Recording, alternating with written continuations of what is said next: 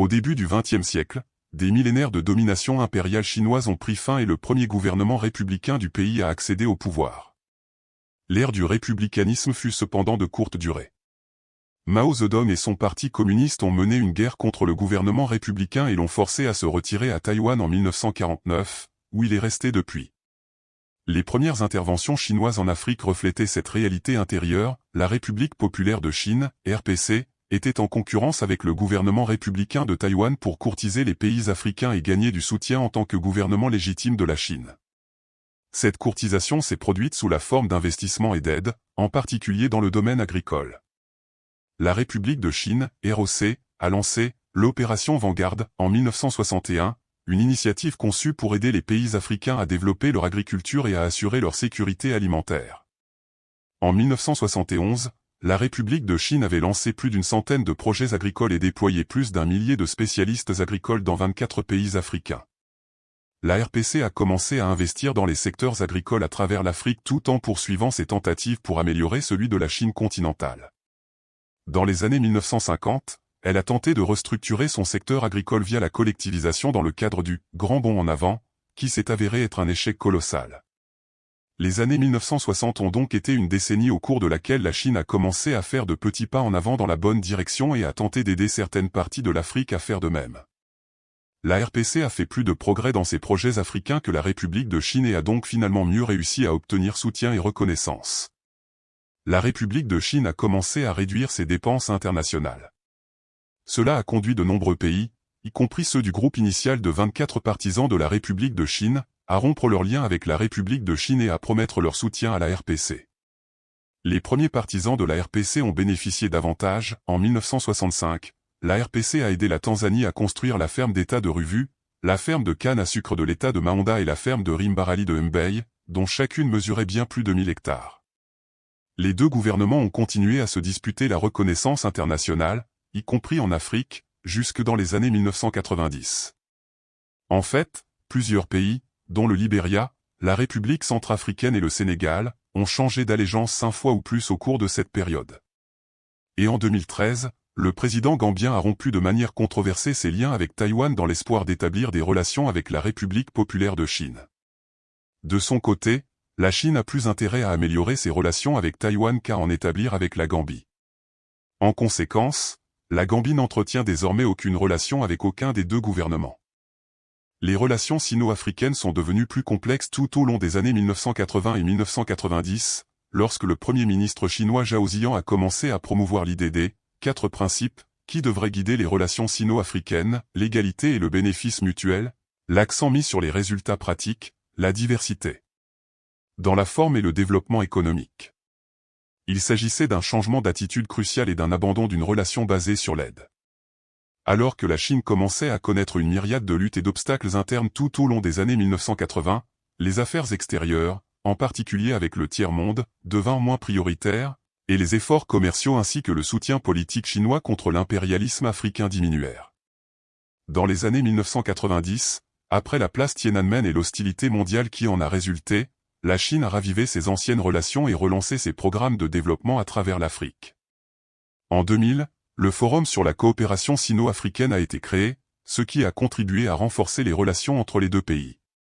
Plus récemment, en 2007, le Fonds de développement Chine-Afrique, CAD, a été créé pour servir d'institution de marché axée sur les investissements africains. Il s'agit du plus grand fonds de capital investissement chinois axé sur l'Afrique et a récemment été la cible de questions concernant le comportement, les intentions et l'éthique de ses investisseurs. La Chine et les infrastructures. La Chine investit depuis longtemps dans les infrastructures en Afrique, et cela reste à ce jour l'héritage le plus visible du pays. Dans les années 1970, la Chine a construit le chemin de fer Tanzanie-Zambie, qui reliait la Zambie, enclavée et riche en minéraux, à l'océan Indien. L'aide de la Chine pour le projet consistait en un prêt sans intérêt de près d'1 milliard de RMB, 1,6 milliard de dollars en 2015, plus d'1 million de tonnes de machines et de matériaux et 50 000 ouvriers pour entreprendre les efforts de construction. Le premier président de la Zambie, Kenneth Kaunda, a salué le soutien de la Chine et a affirmé que le chemin de fer servait de « modèle de coopération sud-sud ». La Chine continue d'être la force motrice et habilitante derrière la construction de chemins de fer africains. La ligne ferroviaire, actuellement en construction, reliant la ville côtière de Mombasa à la capitale kenyane Nairobi, et au-delà à l'Ouganda, au Soudan du Sud, au Burundi et au Rwanda enclavés, est financée par la Chine. Selon le président kényan, Uhuru Kenyatta, la ligne devrait réduire le prix du transport d'une tonne de fret de 20 cents à 8 cents. Au-delà du rail, la Chine a joué un rôle monumental dans la construction et l'amélioration des routes dans une grande partie de l'Afrique. Les liens entre l'amélioration des réseaux de transport et l'agriculture sont vastes. L'amélioration des réseaux routiers peut aider les agriculteurs à réduire les pertes après récolte, en leur offrant un accès meilleur et plus rapide au marché. Le commerce national et international en est ainsi rendu plus efficace. Les critiques de l'implication chinoise dans les projets d'infrastructures africains soutiennent que les investissements sont effectués uniquement dans leur propre intérêt. Selon l'argument, l'amélioration des réseaux routiers et ferroviaires permettrait simplement à la Chine d'extraire plus facilement les ressources dont elle a besoin des pays africains. C'est vrai, mais c'est vrai de manière plus générale, l'amélioration des réseaux routiers permet à tout le monde de tout faire plus facilement, y compris à la Chine. L'amélioration des réseaux de transport peut donc être considérée comme un bien universel, même si la Chine en bénéficie directement. L'une des principales critiques liées aux infrastructures que la Chine a reçues à tous les niveaux concerne l'emploi. Dans nombre de ses projets, y compris la construction d'un nouveau siège de l'Union africaine à Addis Abeba, en Éthiopie, les critiques ont soutenu que le pays aurait pu embaucher davantage de main-d'œuvre nationale qu'il ne l'a fait. Les sources ne sont pas d'accord sur le ratio entre les travailleurs du bâtiment chinois et éthiopiens, mais une estimation prudente était de 1:1. Beaucoup ont estimé que ce montant était trop élevé. Les critiques ont également évoqué la qualité des infrastructures en cours de construction. Cela varie évidemment énormément à travers le continent, et certains projets peuvent être mal construits alors que d'autres sont bien construits. La Chine et l'agriculture africaine. En 2006, Pékin a accueilli le sommet sur la coopération Chine-Afrique, au cours duquel le pays hôte a encore accru son implication dans l'agriculture africaine. Le sommet a appelé à la création de 14 centres agricoles, à l'envoi de 100 experts agricoles chinois et à la formation de 15 000 personnes. La Chine a renforcé ses engagements dans ces 3 domaines, créé plus de centres agricoles que prévu, envoyé plus d'experts et formé davantage de personnes. La Chine a également joué un rôle de plus en plus actif dans son travail et ses investissements liés à l'agriculture africaine, en louant et en développant les terres et, dans de nombreux cas, elle a été accusée de s'en emparer de larges pans.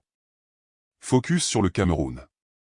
En 2008, un groupe de médias français a fait état d'un investissement de 14 000 hectares de riz par une entreprise chinoise, Sinocam Icao, au Cameroun et a affirmé que les exploitants de la ferme exportaient leurs produits vers la Chine. L'article dressait un sombre tableau de la situation, faisant état d'un raid chinois sur les terres camerounaises et faisant allusion à une vague croissante de néocolonialisme. Bien que la ferme elle-même ne soit finalement qu'un simple centre rizicole de 120 hectares, vestige d'une démonstration originale de la République de Chine, l'équipe des médias s'est concentrée sur le protocole d'accord signé entre l'entreprise chinoise et le gouvernement camerounais.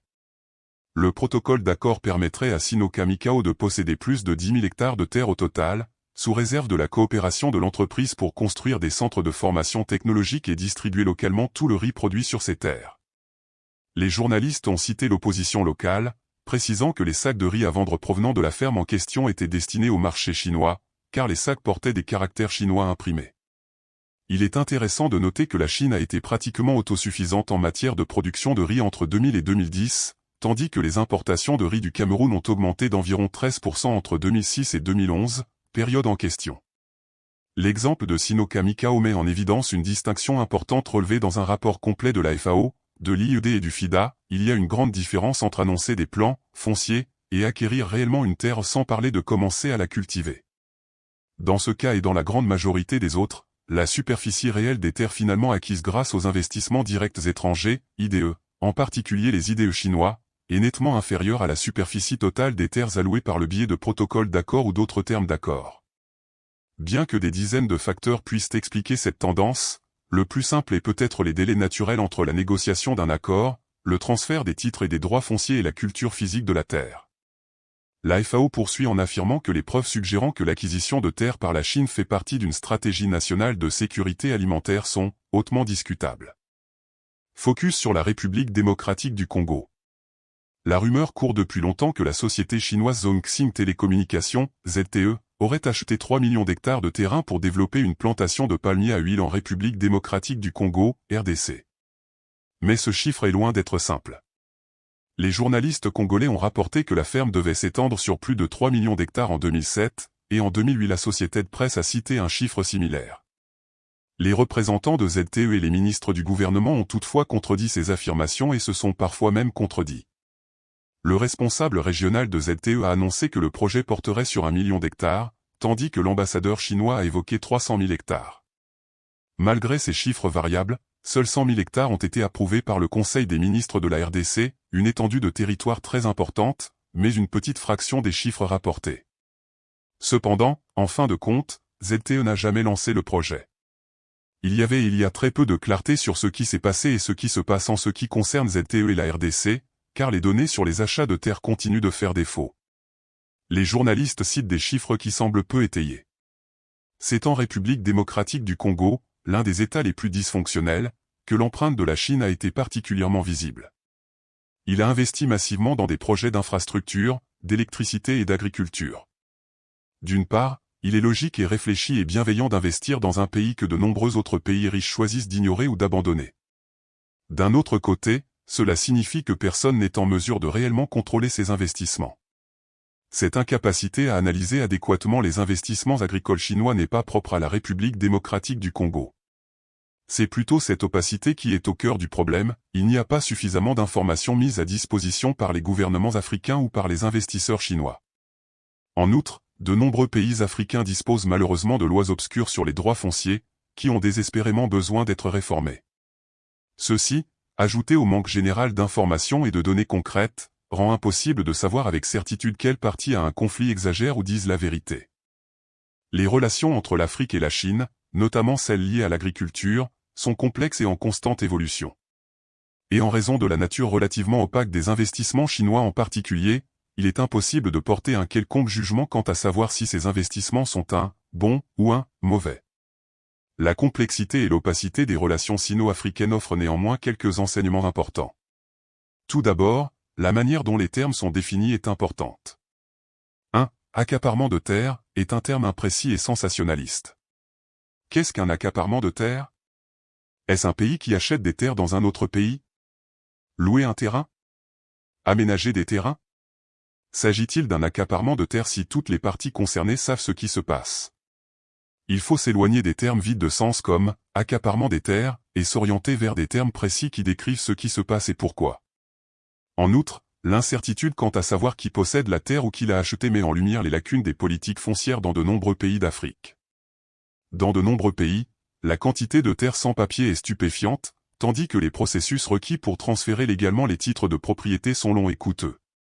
Améliorer les politiques foncières et clarifier la propriété aide non seulement les citoyens moyens en leur offrant une meilleure sécurité et même en augmentant la productivité des agriculteurs, mais cela garantit également que les terres ne sont pas accaparées sans le savoir. Une idée intéressante pour certains pays pourrait être de mettre en œuvre une sorte d'initiative de transparence liée au foncier. De nombreux pays d'Afrique, et même du monde entier, sont signataires de l'initiative pour la transparence des industries extractives, ITIE, qui oblige les gouvernements et les entreprises à divulguer des informations détaillées sur les paiements effectués en lien avec les industries extractives. Bien que de nature évidemment différente, la terre est également une ressource naturelle et doit être gouvernée et surveillée de manière rigoureuse. Exiger le respect d'une norme internationale stricte en matière de transactions foncières pourrait être un pas dans la bonne direction. Plus tôt cette semaine, à Nairobi, les gros titres des journaux étaient remplis d'accusations d'accaparement de terre. Un promoteur hôtelier était accusé d'avoir illégalement accaparé un terrain dans une école primaire pendant les vacances et avait commencé à ériger des murs sur le terrain de 2 acres de l'école. La tentative d'exploitation illégale de ce terrain et l'action policière qui a suivi ont provoqué un tollé qui a fait la une des journaux internationaux et le promoteur a été, à juste titre, obligé de se retirer. Même si cela semble finalement être une fin heureuse pour l'école primaire, il reste troublant de constater que même dans l'une des villes les plus grandes et les plus développées d'Afrique subsaharienne, il puisse y avoir de grandes incertitudes quant à la propriété foncière et que les gens puissent se sentir enhardis. Prendre des terres qui ne leur appartiennent pas. Améliorer l'administration foncière dans toute la région est essentiel non seulement pour garantir que les étrangers achètent et utilisent correctement les terres, mais également pour garantir que les citoyens le font également. Dans les pays dotés de bons systèmes d'administration foncière, les agriculteurs peuvent utiliser leurs terres comme garantie et contracter des emprunts pour s'offrir des intrants améliorant les rendements. En bref, Une meilleure transparence foncière peut directement conduire à une productivité agricole plus élevée de manière organique, sans nécessiter d'investissements directs étrangers.